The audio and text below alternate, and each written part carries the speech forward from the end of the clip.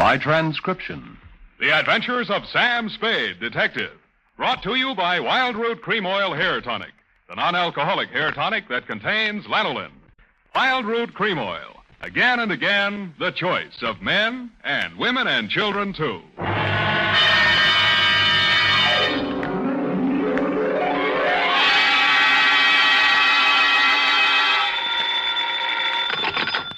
Detective Agency. It's me, I'm very sorry, but Mr. Spade is not available at this hour of the morning. Effie, you might have better luck if you try in an hour or so, say somewhere around 10:30 or 11. Effie! You see, his work keeps him up nights, and he has to have... Miss Perrine, this is your employer. What?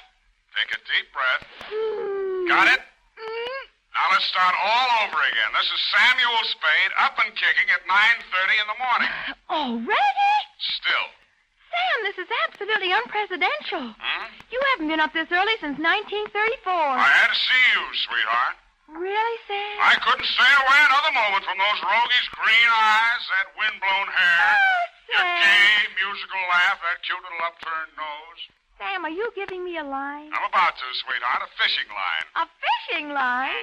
Where were you with a fishing line? In a closet, of course. Oh. Hang on a couple of sinkers and a brand new hook. I'll be right down to dictate my report on the Cuttyhunk Caper. Gotta keep myself awake somehow. Dashiell Hammett, America's leading detective fiction writer and creator of Sam Spade, the hard-boiled private eye, and William Spear, radio's outstanding producer-director of mystery and crime drama, join their talents to make your hair stand on end with the adventures of Sam Spade. Presented by the makers of Wild Root Cream Oil for the hair. Say, has your family tried Wild Root Cream Oil Hair Tonic yet? That's right, I said your family. For not only men, but women and children, too, like the neat, natural way Wild Root Cream Oil grooms their hair. The effective way it relieves annoying dryness. The fast, thorough way it removes loose, ugly dandruff. If your family hasn't tried it yet, get Wild Root Cream Oil in the 25-cent get-acquainted bottle. Find out why it's America's favorite. Ask for Wild Root Cream Oil Hair Tonic. Again and again, the choice of men and women and children, too. And now, with Howard Duff starring as Spade, Wild Root brings to the air the greatest private detective of them all in the adventures of Sam Spade.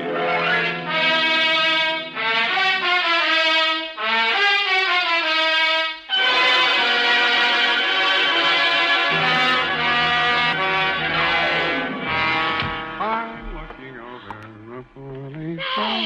Hello, sweetheart. Oh, Sam, what's the matter with you? Calm yourself, Angel. Nobody looks good this time of the morning. Just got my hair mussed, Oh, that's but all. look at your... I know, but don't jump to conclusions. I haven't got two heads. The little one is only a bump on the big one. Shall we have at it? You look nice in the morning, Sam. That's a big, dirty lie. Hey, what is that bright yellow stuff all over the floor there? Oh, that sunshine. Oh. Date, fill it in to Mr. Terrence Burgess, City Jail, San Francisco, California. Jail? Mm-hmm. From Samuel Spade, license number 137596. Subject, the Cuttyhunk Caper. It seems like only last night that I was strolling up O'Farrell Street through the fog. As a matter of fact, it was last night. A night off, I thought. I would sidle up to Dreamland Auditorium and watch two other people break each other's bones for a change. The card looked interesting. A 300-pound ox known to the public as Nasty Norbert was wrestling a new import named the Swedish Pinhead. Extra! Night final. Convicted killer escapes from city jail. Extra! Bludgeon killer loose. Extra! Paper, mister? Not I, son. I am not interested in crime. But wait. How many papers have you left, fella? About 54. Well, you better get going. Somehow the news of the bludgeon killer's escape touched only the outer fringe of my consciousness, since I was determined to leave it all behind for a night. So I strolled toward Dreamland, noting the while that about a half a block behind me, a character in a hat and a long gray overcoat seemed to have the same thing in mind. When you've been tailed as often as I have, Terry boy, you develop hindsight. This was obviously an amateur shadow. I'd stop, look in the store window, so would he. I turned off O'Farrell onto Webster, ditto. Then off Webster onto Geary and over onto Fillmore. My shadow was moving closer now, keeping me in sight in the crowd. When a police car screamed past, my guy ducked into a store entrance like a rabbit. I turned up Post Street, slid into a dark doorway, and waited.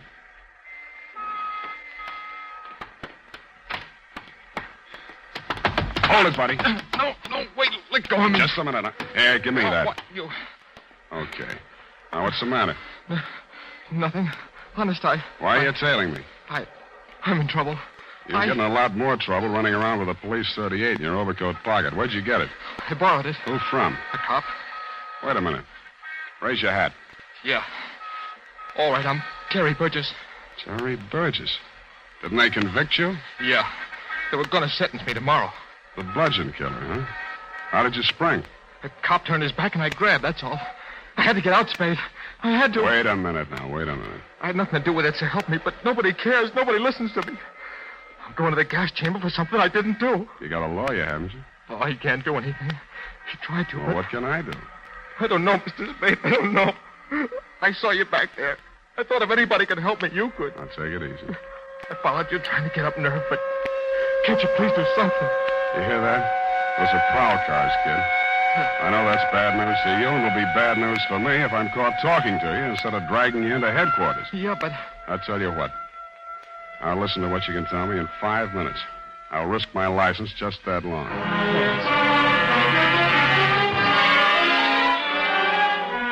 On page 1 of the Beginner's Handbook for Correspondence School Detectives, it states that it is not okay for a private investigator to conceal a known criminal, much less a convicted murderer. But I couldn't help wondering why this flyweight bludgeon killer would seek out for a confidant, a detective, especially one whose unfaltering sense of duty and sickening high moral standards have made his name anathema to the underworld and have caused him to be blackballed at gangster canasta parties everywhere. Anyway, I listened to the kid's story. He started right in about Laurie Hanover. Got me.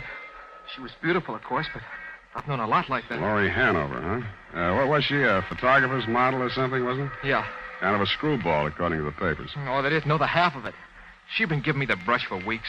Well, I thought it was another guy. I tried to talk to her, but she just hung up on me. Then what? I couldn't stand it any longer.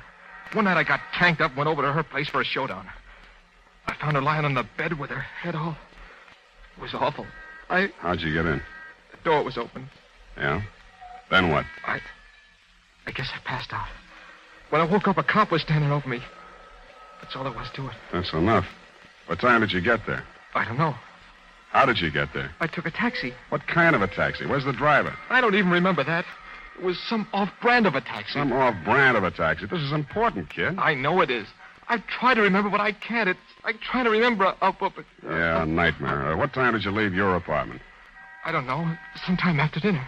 You don't know when you left, how you got there, or what time you found it. I'm telling you the truth. Believe me. Your 5 minutes are up. Come on, let's go. But listen, I can lie to you. I can make it for a lot of times and stuff, but I'm not. Yeah.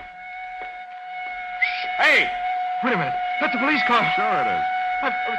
Let go of me. Take it easy, Burgess. You dirty double grudge. Okay, Burgess, okay.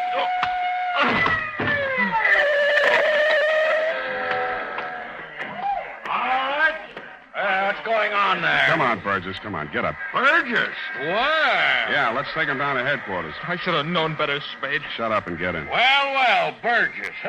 Boys will be glad to see you back. He's got a great story, officer. He doesn't remember anything that happened the night of the murder, and he's stuck with it. Sure, they're all alike. He's guilty as sin. That's where you're wrong. He's innocent. Huh? But then why are you... Because I'd hate to have a client knocked off by a trigger-happy cop. You'll be safer in jail. To headquarters, officer, and please don't let's use the siren, huh?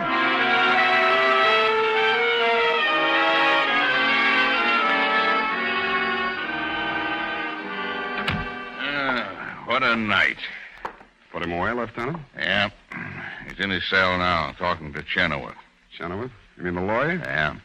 Well, he comes pretty high. Where's Burgess get the money to hire him? He's assigned with the court. Chenoweth sort of half volunteered anyway. Hey, you mind if I make a suggestion, Sam? It's your office, Kelsey. Go home and go to bed. You're wasting your time. I don't think so. I got an ache in my bad knee. The case is off the books, Sam. Off your books, onto mine. I think the kid was framed. Framed? Holy cow. He gets drunk, makes a lot of threats against the girl in a public bar, takes off for her apartment. The landlady hears a scuffle, calls us, and when we get there, he's out cold on the floor, not 6 feet from her body. What more could you ask? One small question. Who killed her? Guys who knock off their girlfriends generally have a few answers handy, Lieutenant. Burgess has none. So he's stupid. So he was drunk and doesn't remember. Look, Kelsey, old gray-headed friend, I've saved you a lot of trouble tonight. Now, why don't you be a love and get me the transcript of the trial, huh? It's out of my department. You're well thought of around here, Lieutenant. I'll bet you could get it if you tried. Oh, Sam, for Pete's sake. And the case file, too, while you're at it, huh? Good evening, gentlemen. I presume this is Mr. Spade. That's right. This is Mr. Chenoweth, Sam. All right. How do you do, sir? I'll leave you two to hold hands while I wrestle up those files. Treat him gently tonight, Mr. Chenoweth. He has an ache in his bad knee. Bad knee? Some people get hunches in their head. I get them in my knee. I wish you were right. How's the kid? Oh, better. You've given him something to hold on to. It's going to be tough when the letdown comes. It's a little early to be digging his grave, don't you think? And it's a little late to be riding up like a knight in shining armor and telling him you're going to get him off the hook. I don't mind telling your Spade that I resent your intrusion, implying as it does that I haven't discharged my duties as counsel as efficiently as I might have. I want you to know that I volunteered my services on this case because I thought a charge of first-degree murder against this boy was ridiculous. Mm-hmm. So you tried to get him off on manslaughter? Temporary insanity. Why not manslaughter? Because 10 people heard him swear he was going to kill Laurie Hanover in a bar 1 hour before the crime. That's why. Okay, so you pitched for temporary insanity, and the court psychiatrist pinned you to the mat. And all the while, you were leaving out the solidest bet of all. Oh? Yeah. That he didn't kill her. That he was innocent.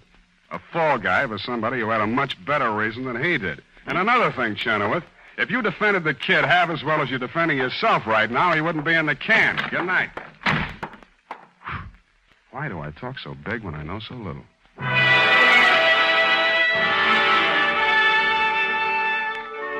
After spending a couple of hours with the files Kelsey brought me, I began to wish I hadn't stopped in that doorway on Post Street.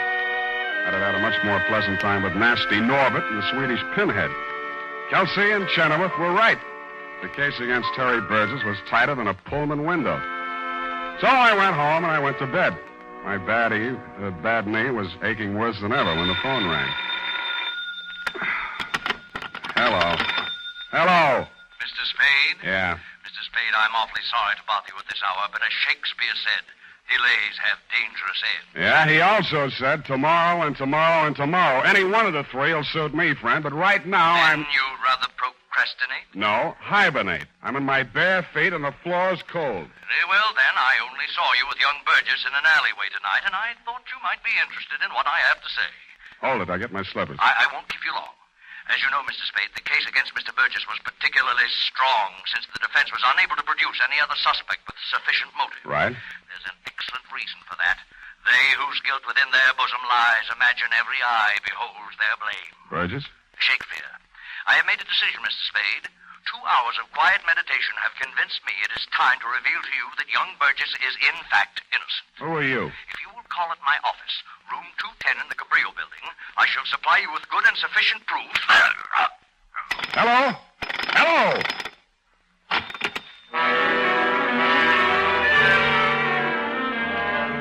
It took 2 minutes to throw clothes on over my pajamas and run down to the street. And as my taxi cab took off, I noticed that the ache in my bad knee was gone.